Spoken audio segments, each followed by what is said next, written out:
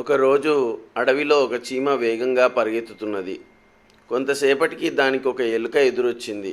చీమా చీమా, ఎందుకంత వేగంగా పరిగెడుతున్నావు అని అడిగింది.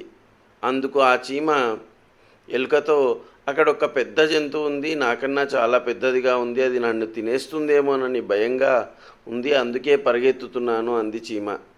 అయితే అది నన్ను కూడా తినేస్తుందేమో, నేను నీతో పాటే పరిగెడతాను అంటూ ఎలుక కూడా పరుగు ప్రారంభించింది.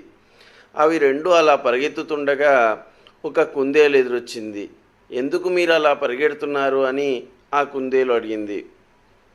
అందుకు ఆ చీమ మరియు ఆ ఎలుక ఈ విధంగా సమాధానమిచ్చాయి. అక్కడ ఒక పెద్ద జంతువు ఉంది, అది మమ్మల్ని తినేస్తుందేమోనని భయంతో పరిగెడుతున్నాము అంది చీమ. అవునవును అంది ఎలుక.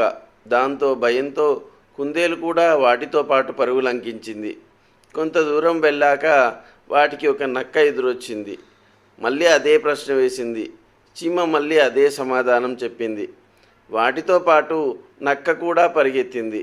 చాలా దూరం పరిగెత్తాక నక్క అలసటతో, ఇక నా వల్ల కాదు, నేను పరిగెత్తలేను, ఇంతకు ఆ జంతువు ఏమిటి అని అడిగింది.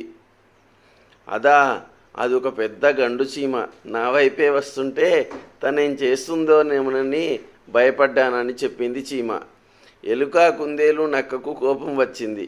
గండు చీమ మమ్మల్ని తింటుందా, అనవసరంగా భయపెట్టావు మమ్మల్ని అని కళ్ళెర్ర చేశాయి. నన్ను తింటుందని చెప్పాను కానీ మిమ్మల్ని తింటుందని చెప్పానా నేను అని అంది చీమ. నిజమే కదా అనుకున్నాయి ఎలుక, కుందేలు, నక్క.